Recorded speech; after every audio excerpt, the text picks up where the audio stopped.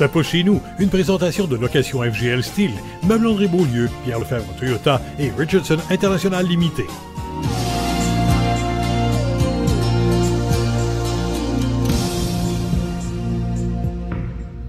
Je me trouve ici à Saint-Bernard de Michauville, à la ferme A. Coupal et Fils, en compagnie d'Alexandre Coupal. Bonjour Alexandre. Bonjour. Où les gens vous connaissent aussi sous le nom de Maître Cochon. Effectivement. Et voulez-vous me parler d'abord de votre passion? D'où vient cette passion-là pour l'élevage de porcelets de lait? La passion, ça fait longtemps qu'on l'a. J'ai bâti l'entreprise Delphon en 2000. Et puis la mise à marché, elle est venue en 2010, qu'on approvisionne des restaurants à Montréal. Faut être passionné dans le domaine de l'agricole parce qu'on ne sait jamais les embûches qu'on a puis comment que ça va se dérouler. Mais il faut vraiment être passionné. On aime les animaux, on aime, dans le fond, nourrir le monde, avoir une qualité de produit exceptionnelle. Puis là, racontez-moi, Alexandre, là, c'est vraiment très strict. Nous, journalistes, on ne peut pas aller dans l'endroit où vous élevez combien de truies actuellement? Présentement, on a 600 truies. Dans le marché, le monde pense que c'est gros, mais c'est rendu petit. 600 truies, c'est familial. J'ai un employé et demi présentement qui travaille avec moi dans l'entreprise. Et puis, oui, c'est très strict. On prend ça à cœur pour ne pas contaminer l'élevage. On a des douches à l'entrée. On a un protocole à respecter. Donc, c'est pour ça qu'on ne peut pas rentrer. C'est pas n'importe qui peut rentrer dans l'élevage. Puis, vous avez été précurseur. En 2014, vous avez décidé que les cochons, là, vos porcs allaient être bien. On allait en prendre soin. Comment vous avez fait ça? Dans le fond, c'est des normes de bien-être qu'on a amenées dans l'entreprise. On était dans les premiers au Québec à faire ça. Il y a eu quelques troupeaux qui l'ont fait avant nous autres, mais nous, on était rendus là en termes d'évolution. Et puis, on a passé, dans le fond, en 2014-2015, on a fait ça sur 2 ans, la transition. Les truies sont en parc. Ils passent le 2/3 de leur gestation, de leur vie, dans le fond, dans un parc, en compagnie des autres truies.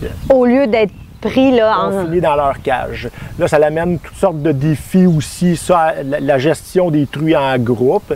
On a appris là-dedans, mais le comportement animal est les truies sont beaucoup plus calmes, sont moins stressées. Quand on rentre dans les parcs faire nos tournées, quand on déménage des animaux, il y a beaucoup moins de stress comme ça. Puis tout est informatisé. Là, actuellement, vous me parlez, mais vous avez votre... Oui, on a accès sur nos téléphones à des systèmes de caméras. Les animaux sont tous nourris par des systèmes d'ordinateur. Chaque truie a un tag électronique à l'oreille. Puis quand elle rentre dans une station, elle se fait alimenter quand elle veut, avec des courbes d'alimentation qui sont propres à elle. Donc, une truie qui est plus maigre, on va y en donner un petit peu plus. En lactation, la truie, il faut vraiment maximiser l'alimentation pour qu'elle le transfère bien à ses petits, pour que les petits viennent plus gros. Donc, elle mange à volonté. Quand elle veut, c'est 24 heures sur 24 l'alimentation. Puis parlons de la mise en marché pour le consommateur là, qui a envie de vous connaître. C'est quand même pas donné à tout le monde, là. Non, c'est un produit haut de gamme, mais qui se fait pour tout le monde. Dans le fond, le porcelet de lait, on peut faire un petit michoui maison. Ça rentre sur le barbecue, ça rentre dans le four conventionnel. C'est un petit peu plus gros qu'une dinde. C'est un porcelet qui est élevé par le lait de sa mère. Donc, c'est une tendreté exceptionnelle qu'on ne trouve pas ailleurs. Puis tout le monde peut se procurer ça. On en a à la magasin. Vous allez voir maîtrecochon.com. Vous allez voir notre site Internet, tout ce qu'on fait là-dessus.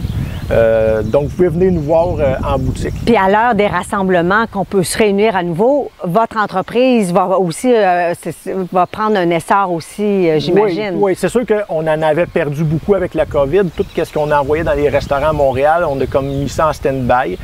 C'est parti se faire engraisser conventionnel. Puis là, c'est en train de repartir tranquillement.